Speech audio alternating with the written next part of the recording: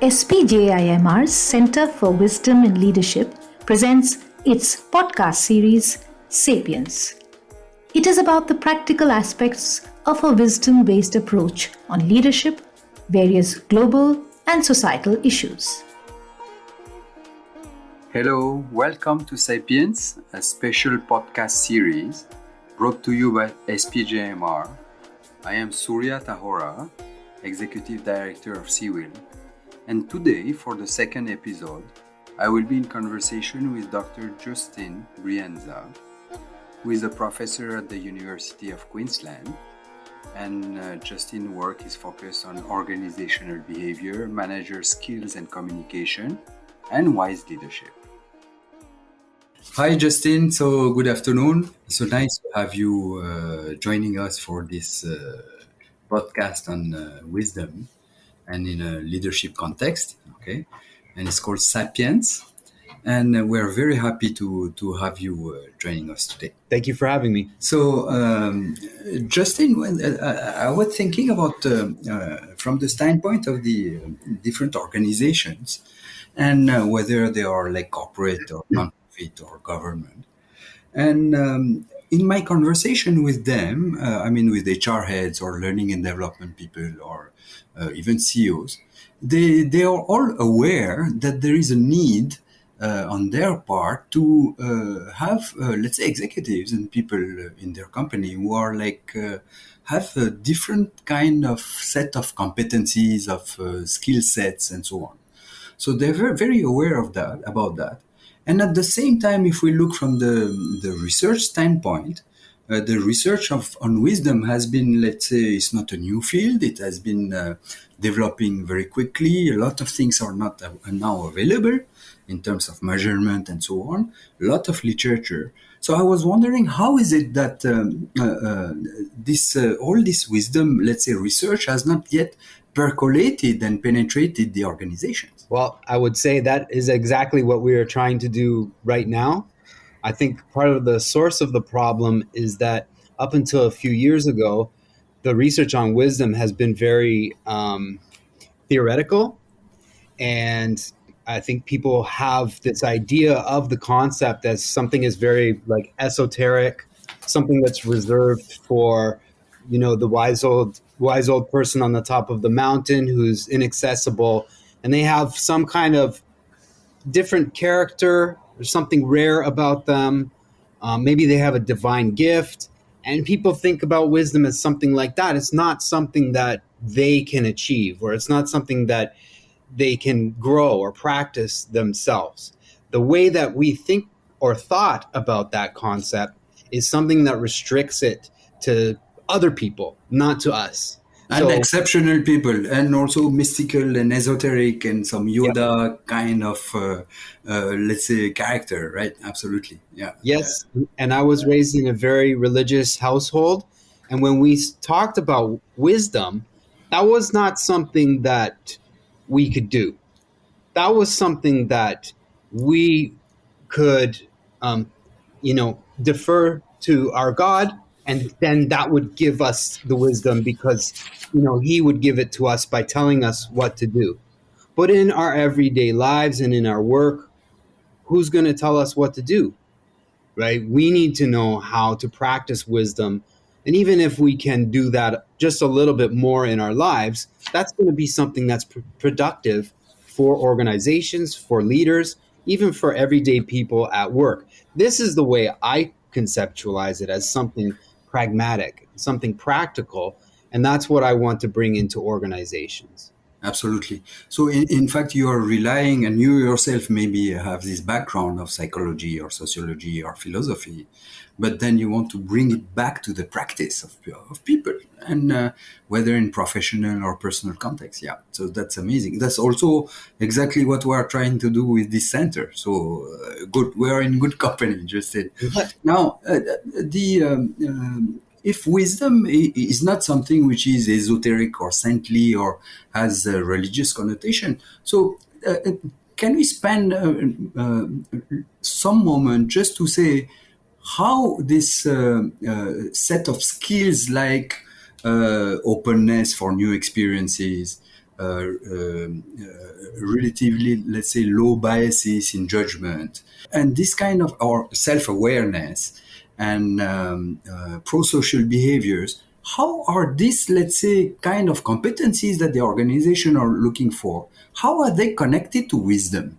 Well, I think actually, we're doing this research at the perfect time. So I'm kind of lucky to be in the space I am, because we've learned over the past few years, the whole world, not just specific regions, the whole world now knows that we need to be more prepared in how we handle challenges. So the interest in this topic of being able to come across ill-defined challenges that we didn't even imagine these things happening, or we thought it would never happen to us. How now can we do better at handling these challenges and preventing them? So, I think organizations are recognizing that now, and I think they're grasping at what are going to be the different competencies that people need. And also, I think we just saw a very long 2 decades where we saw a lot of online, lists of things to do, do this, do that, do that. But those things don't solve our problems. Wisdom for us is context specific, right? So we need to be able to judge a new problem without just thinking that we can follow a list of rules. If we could just follow a list of rules, we could get robots to handle all of our problems with these algorithms. And that's why they don't work, right? Yeah. So when we are able to have the courage to face uncertainty and recognize that, well, this is something new. I don't know how to handle it. So I need to engage the faculties that I have to be able to handle that situation. In my opinion, when we go to those clickbaits with all of the lists of competencies and whatever, we're giving people a fish. Yeah, we're not teaching them how to catch fish. So in my work, we think about the different sort of thought processes and how do we engage with the context that will enable us to understand better what is this concept about, who are the different stakeholders, how can we make a balanced solution, what is the context that this situation is sitting in, who's affected, and how can we integrate the different things that we know from different perspectives to come up with an insightful way of handling this challenge. Okay. Yep. So, like I said to you before, our research is just at the beginning. I've completed my first phase of what I wanted to do, sort of establish this as an everyday thing that people can think about and do on their own. And now we're starting to do more research with industry and in workplace context to sort of contextualize it in different areas of work and leadership and life, so that we can demonstrate that, if you just face these challenges a little bit more thoughtfully, and we're not using difficult ways of thinking. It's just that people don't tend to use those when they need to the most, right? And so that's what we're doing right now. Okay, so that's great. And so, Justin, I mean, just to prolong what you have been speaking about, you have proposed and researched and established how one term which we are using, which is wise reasoning, can benefit organizations, and how, of course, is different from this simple just cognitive abilities or just emotional intelligence or rational thinking, which were, of course, necessary, but were not, let's say, now suitable anymore to address more complex problems and context-specific problems. So can you tell us a little bit more, Justin, about this wise reasoning? What are the different elements of that, and how it can really address the needs of organizations? Right. Yeah, so I think for a long time, we would think that rationality or economic interest or intelligence was enough, and maybe we just weren't doing it properly. And I think this is where wise reasoning comes in to sort of fill in those gaps of, why do smart people still do dumb things? Right? Good one. Yeah. Yeah, because Yeah. and part of the reason is because when a person is smart, they get a lot of feedback from their environment that they're correct often or more often than other people. So then they start to have a trust in their own opinion. And so then when new situations come along, they're so trusting in their own first reaction that they fail to take a look at the contextual differences, the what other people might think, different opinions and stuff like that, right? So intelligence is important, but intelligence can actually handicap a person because they are too trusting in themselves. So what we start with in wise reasoning is first, step back, understand that there's always going to be information that you don't know. Your information is always going to be limited. Yeah, we decide based on incomplete information. Yeah, that is absolutely evident, right? And I mean, we have to in everyday life. We can't compute all of the different information. Right. We need to filter. But when we're coming across these difficult challenges that workplaces face, the big ones, this is when we need to recognize and step back and say, okay, maybe there's some information I don't have. Maybe I might be biased in a certain way.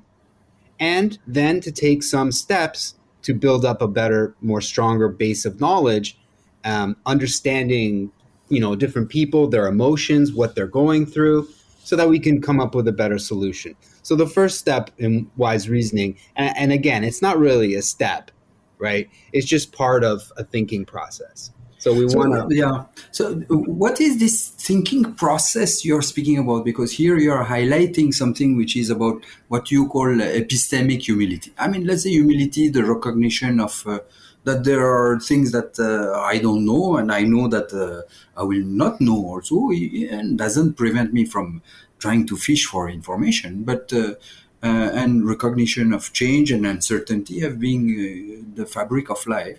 But then, how is it a process exactly? Can you tell us more about that? Right. So the way I speak about it with my students, and again, with my students, I don't use the word wisdom because I don't want to throw them off. Right? Okay. I don't want them to think that my whole class is a clickbait. Right. So I want them to be accepting and to try these things out with a clear mind. So once they understand that some information is missing, there's something they don't know, or they might be predisposed to think in a certain way, the next step is to take a closer look at the specific context of a challenge or a situation or a conflict or something like that, to recognize the idiosyncrasies of that situation.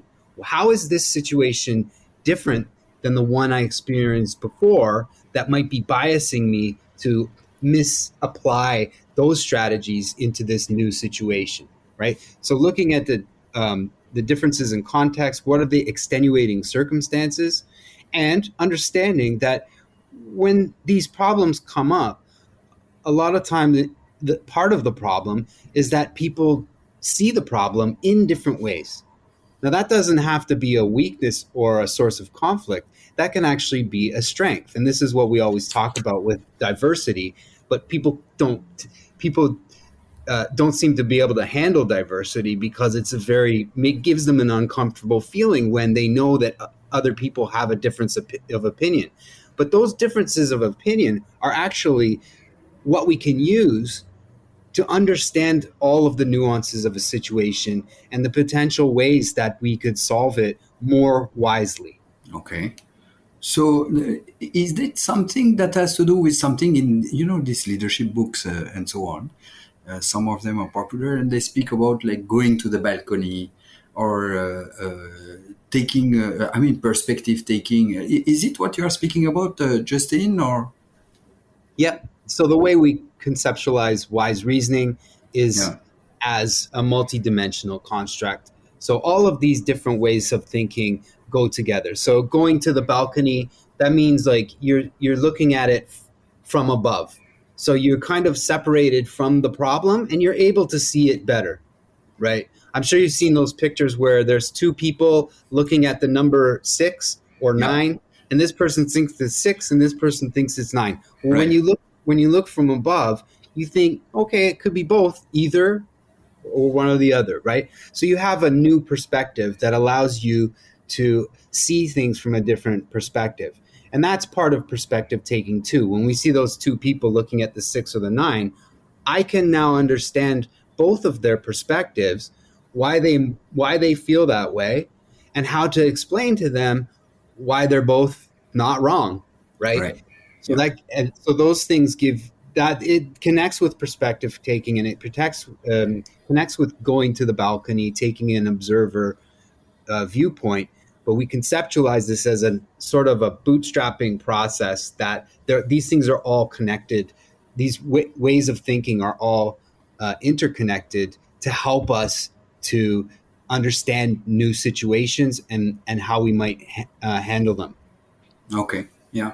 So is for example, something that I've been also looking at with my students, looking, for example, at a situation, for example, an ethical dilemma, or just like a practical situation, like why should I promote this person at this particular position?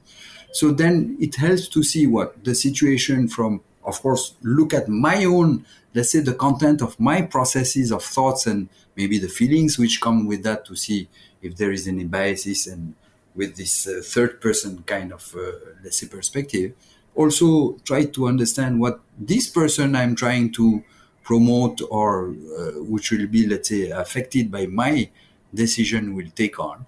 And then look at it not only at personal and interpersonal, but let's say within the department where I'm working, what will be the consequences? And then overall in the company, and maybe further if it's a big decision which affects, let's say, the organization as a whole, how the whole, let's say, organization and beyond the society will be affected. Mm-hmm. So it is this kind of, let's say, process of, let's say, thinking you're referring to, or?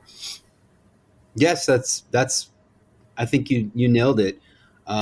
The idea is that I think a lot of times we have a very narrow point of view, right? So the most maybe somebody will think, if they're a leader and they want to promote somebody, maybe they might step back and say, okay, I want to be careful that I'm not, biased in my hiring. Like Yeah. when I teach human resources, these are already in the textbook. We didn't invent that. They are trying to make sure that their hiring is unbiased, right? Absolutely. Yeah. But the problem is, a lot of times at work, we're in an urgent environment and we have our preferences, and I want to hire this person. I don't want to seem biased, so I may come up with some reasoning of why I'm not biased, and then still do the biased hiring.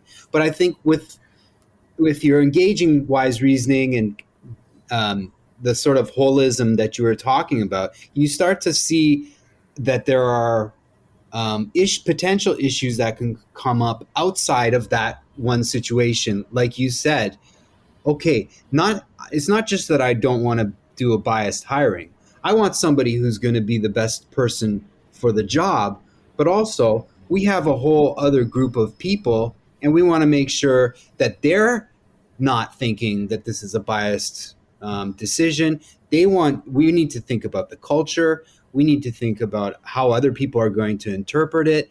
Then we start to understand, okay, maybe we need to do some communications about this decision, rather than just, then these things sort of bootstrap each other. It's like, oh, now I realize that I have to be more transparent. Oh, now I realize. Whereas if you didn't do those wise reasoning processes, you might never even think about those things. And then a year later, you're facing problems that you're like, whoa, what happened? Why am I facing this problem?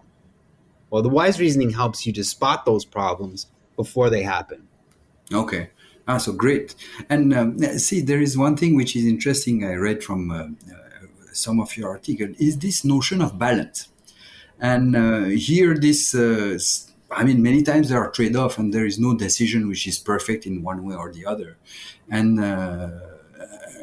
for example, will it be in my benefit only, or the other benefit, or the organization benefit, or will it be a trade-off between short-term and long-term. So all this balancing act also would be something which is like part of this wise reasoning, Justin.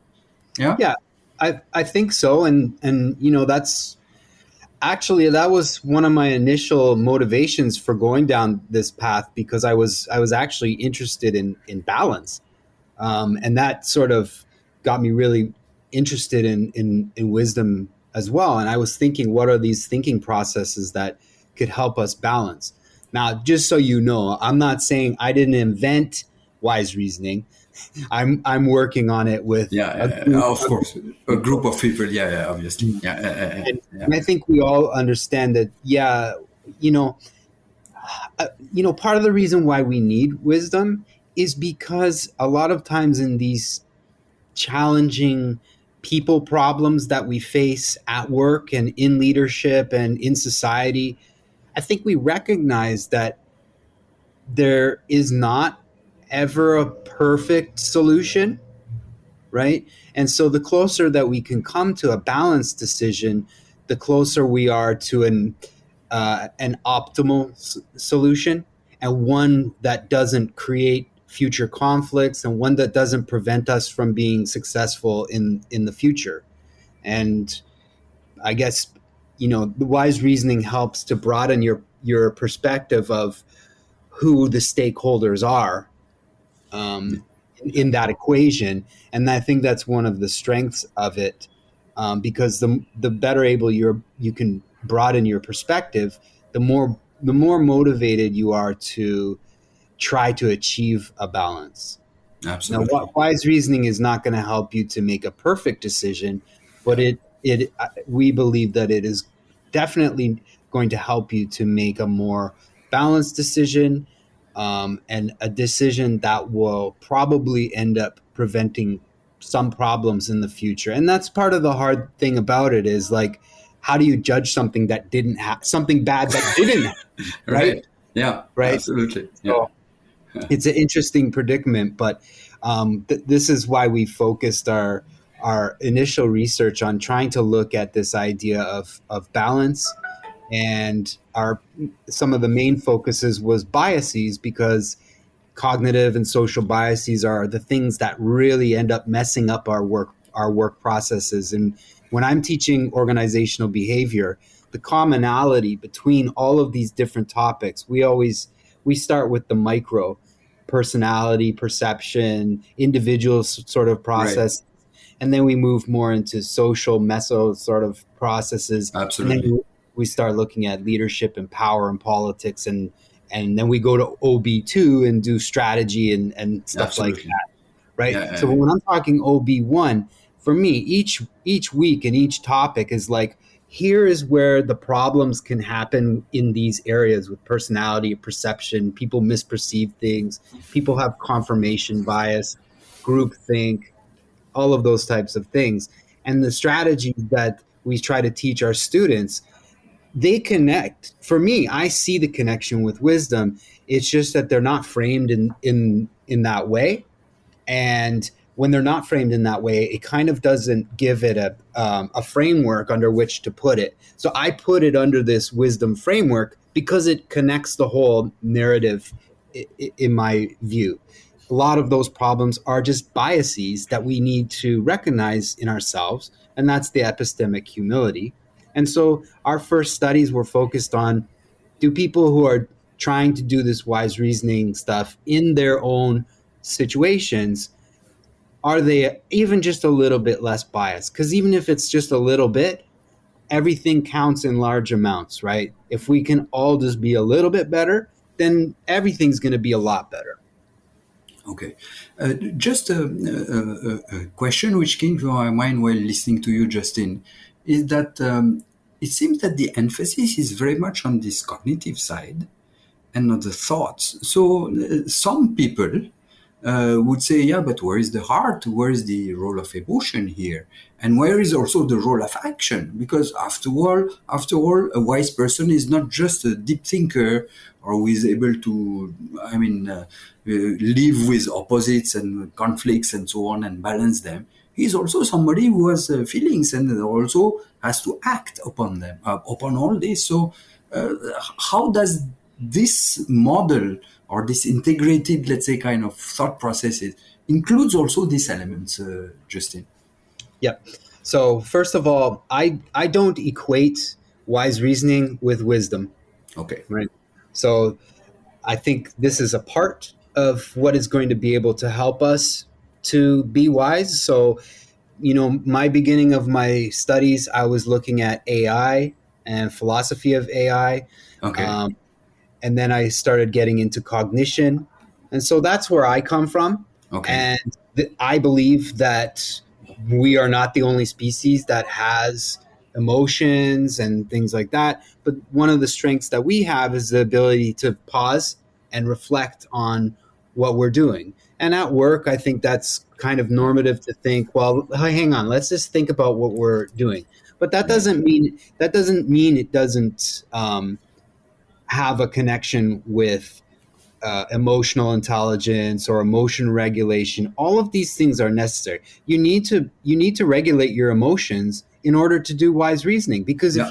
if you're in a panic or if you can't regulate your emotions, you can't really do wise reasoning, right? And the So other way also, I mean, more you are able to think clearly and in an open and decentered maybe way, the emotion you are able to accept them and manage them, right? yeah. Yeah. So I think wisdom as a larger construct is something that requires all of these different embodied factors. Yeah. And as an empirical researcher, I need to sort of stay a little bit narrow of something that I can measure. And so that's what I'm focusing on right Okay. now. But of course, we integrate, the aspects of emotion. In our first papers, we were looking at how does wise reasoning connect to emotional intelligence and emotion regulation. In our other papers, we look at how is wise reasoning connected to intergroup feelings. Right. Right? Do you hate your enemy, or do you love your in group too much so that you can't make balanced decisions? And Right. so those are the things that we want to connect. Personally, when I was studying in my undergrad, there was a big separation between here's cognition and here's Yeah. emotion. Right. But I don't think that I don't think that that's very strong norm More. Yeah, anymore. absolutely. I think that people have begun to think about the embodiedness and the embeddedness of life, and bring those ideas to understand that these things are interconnected. Yeah, So absolutely. you can't have. I think wise reasoning is maybe the higher order sort of cognitive process, but you can't do that without also Absolutely. having the basics. So future research should be looking at how, if you undermine somebody's self-control, or all of those things, how does that affect their wise reasoning? There's Yeah. only I want to do all these studies, but I have limited time, so I have to focus on the ones that I think are Right. really going to give good attention to this idea of wisdom, so that Yeah. we start thinking seriously about how we can bring it into organizations and leadership, because this is right now when we need it.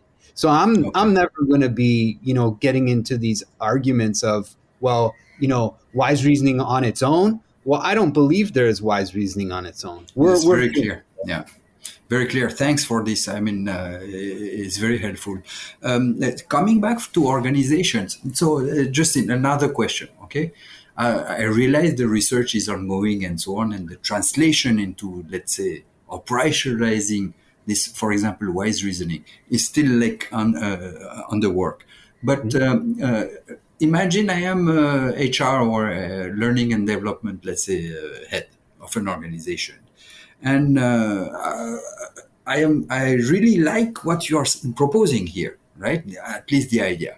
And then, but now I say, okay, so now one of the first steps is that I would like to assess at what level maybe and what are the different levels at which my people are, and this wise reasoning in this different kind of dimension where they are situated. So how would I do that? Is there something that is available as of now for organization to do that? Yes, of course. There's multiple ways that you can do that. The way I focus on is a measure that I developed with Igor Grossman, who was probably the first person to use the term wise reasoning in his studies with Nisbet and Kitayama.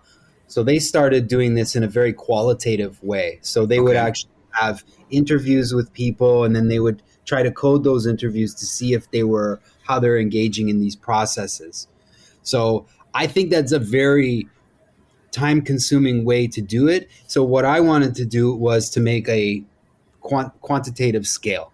So basically, the same way that when organizations want to test people's personality, whether they're conscientious or whether they're extroverted, that same style of scale, but we situate that within a context. So we give people a context, or we ask them to think, okay, you're in this situation, you have two candidates that you are looking to hire. What are the thought processes that you go through, right? Okay. So think deeply about that situation when you've been. If you were talking about an HR person, if that's the context you're interested in, then we put them in that context and say, the last time you did this, to what extent did you do these thought processes? And people generally have an idea of how they think, and that's called a metacognition, right? What do we know about the way that we think?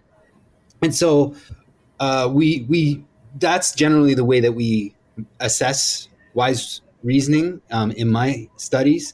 I guess our first concern was whether doing it in that way was biased itself. Yeah. Because it's a scale. People are always taking scales.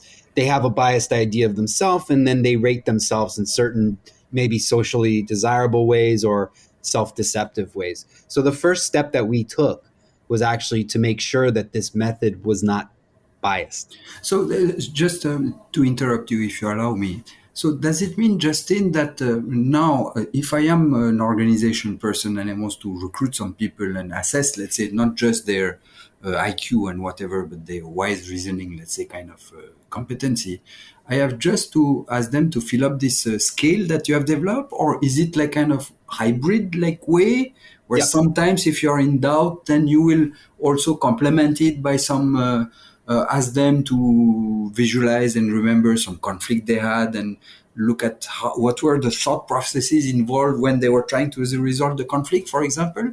Or so does it stand alone, the scale, or is it in a mixed method? How is it? It is a hybrid method, so it's not just a normal scale, and that's sort of what I was talking about when we contextualize the measure, right? So we get people to think of an actual situation that they were actually in. We get them to recall the details of the situation, and that sort of gets them contextualized and helps to de-bias their responses, because then they focus on these question items that says, okay, to what extent did you try to take the other person's perspective? And it's not a question like, do you usually take people's perspective? Yeah, absolutely. Yeah. Right. So I always take people's perspective. I score myself a 5 out of 5, right? Yeah. But when we're focusing on these specific situations, people are not responding as biased, and they're responding more naturalistically. So that's why we did this hybrid method. Now, in the actual studies, it just depends on what we want to do. So in some cases, we gave people a general measure, like think of a conflict you had at work. Right. And what did you do in that case? And then we correlate those scores with some other situation, right? In other cases, we point to them specifically to an actual situation. So in our one of our more recent papers, we have people thinking about a societal conflict, because we want to see to what extent wise reasoning relates to less intergroup bias or hate toward the enemy, right? So in those cases, the enemy, if you're marketing, will be the finance people or the manufacturing, right? Yeah, exactly. Yeah. So in those cases, we actually give them a news clipping or something to focus on. In the HR perspective, or if you're trying to assess a candidate, well, you would put them in the situation that you actually expect them to Right. be, and Yeah. see how they think about it. And Right. that being said, the design of the measure was based in a sort of a general way, but we speculate that because each context is different and might require different different processes, Right. we encourage other researchers to add their own items and see if those also are predicting better than our items. And we have started to do that ourselves, trying to like integrate different elements of moral reasoning into the wise reasoning Yeah. measure. Yeah. They don't exactly fit together as well as the main set of items, Right. but they do predict in different ways. So again, this is one of those things where I wish I could do all of it, but other people who are interested in specifically in moral reasoning can use our measure to adapt to those.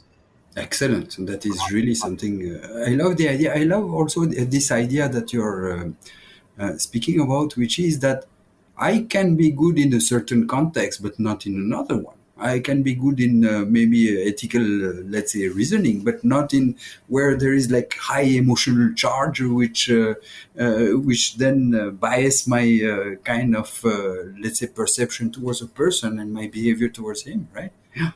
And that's exactly why we started looking at wise reasoning in the context of highly charged events, so that we could see like, okay, these are the things where things really go wrong in these situations. So it's kind of a conservative test. Right. We're not right now. We're not looking at wise reasoning in when I'm eating dinner or something like that. Yeah, it would not make sense. Yeah, I have been asked those questions. When is wise reasoning going to be unproductive, right? Yeah. And we do speculate that, of course, in those situations where you don't need to be sitting back and being like, what should I do? It's just going to be a waste of time. Right. Yeah. Lead you down a rabbit hole. But I do have specific examples of studies that we're running right now in specific contexts if you want to talk about that. Yeah, maybe you can speak about that, or if it's applicable to my last question, which is, imagine, I take the standpoint of I am a HR or a learning and development guy. Now I have assessed more or less where is this person and where he is like, let's say, optimal in some dimension and not the others. And then I would like to develop this or reinforce the one where it's good. So any ideas of how we could do that, Justin? Yeah, so we are starting to do this. Me specifically in my classrooms and some of my leadership courses. Right. I'm looking at different ways that we can do this. And part of the purpose of, for me, this is a long-term goal. I always wanted to bring this from everyday life into organizations and leadership. So finally, I'm getting the opportunity now that I'm in a business school. I get to actually test these things out. So it's very at a formative stage, right? So I think you were starting to get into a little bit more difficult question when we're talking about the different dimensions. Like if you measure someone, maybe they're very good at perspective taking, but they're not good at context. Right. Okay. Well, I don't think it necessarily has to be that complicated. You can approach a person and say, well, you sort of failed to look at the whole. Right. And you were very specific, and you lost the forest for the trees or something like that. Yeah. And say, run through another practice session and get them to try it again. And when they try it again, you can ask them, okay, what did you notice this time that you failed to notice that time? And when people are learning from doing, and they realize that they actually had an easier time in solving a problem by using this, well, then they're going to use it again. Yeah. Now, in my classes, I haven't got that far into going into the individual dimensions of wise reasoning, what I focus on is the process as a whole. Okay. And we do it as a social process, so not an individual process, right? So it depends on which class I'm talking about, but generally what I do is I get individuals to focus on a problem, and I get them to give their gut reactions. Why is this a problem? How would you solve it? What's the most important aspects of this problem, and how might you solve it? And I get them to do that on their own. And then the next week they come back and they documented their suggestions, Right. and they bring that back with the group. Yeah. And every time there's this little bit of commonality across a group of 6 students about what the problem is and how they might fix it, but there also is always some different ideas. And when they work on that process together, they learn that their opinion is a little bit limited, at least a little bit limited. And then they work together. We teach them how to look at the context. We teach them how to give each other's perspectives in a way that's not conflicting. Right. In our diverse classes, and that's what we do. But there's, we're just starting to do this, so there could be many ways of doing it, and that's pretty much what we're working on right now in the classroom. Yeah, excellent. Okay, so I think there are a lot of possibilities of exchanges just in between us, because I have been also experimenting some of this thing that you're doing. So we Perfect. have some things to do more together then. I hope so. Yeah. So Justin, I'm looking at the clock. So let's agree to meet later. And I would like to thank you for this very nice conversation that I had with you. And so see you very soon. Thank you. Yeah. Thank you very much for having me. It was an honor. Thank you. You were listening to Sapience, a special podcast series by SPJIMR Institute of Management and Research, Mumbai, brought to you by SPJIMR Center for Wisdom in Leadership, produced by Vinita Dwivedi and the communications team.